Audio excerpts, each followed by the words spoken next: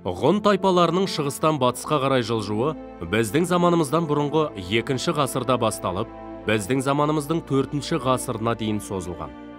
Алайда, ғұндардың бастауымен болған халықтардың ұлы қоныс аударуы Еуразия мен Қазақстан жерінде өмір сүрген тайпалар мен халықтардың саяси картасына, этникалық құрамына үлкен өзгерістер әкелді. Осы оқиғаның қалай басталғанын білу үшін тарих қойнауына үңілейік. Біздің заманымыздан бұрынғы 56-шы жылы ғұндар оңтүстік және солтүстік болып екіге бөлінді. Оңтүстік ғұндар Қытайға бағынышты болса, солтүстік ғұндар орталық азиялық тайпалармен одақтасып, батысқа қарай жылжып, өз тәуелсіздігін сақтап қалады. Біздің заманымыздан бұрынғы 1-ші ғасырдың 2-ші жартысында қазақ жерінде Чжи, Шөже, Шаньюй басқарған ғұндардың 1-ші толқыны қоныс аударады.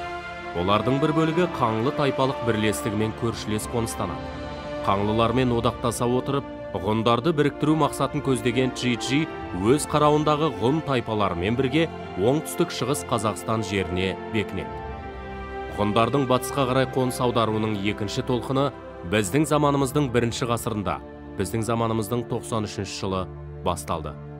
Қоныс аудару кезінде кей тайпалар ғұндармен одақтасса, қалған бөлігі тұрған жерлерінен ығыстырыла бастады.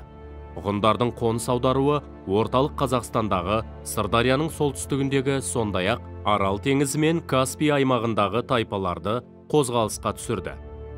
Ғұндар көші Паннония, қазіргі Венгрия жеріне көшіп келіп орнықты.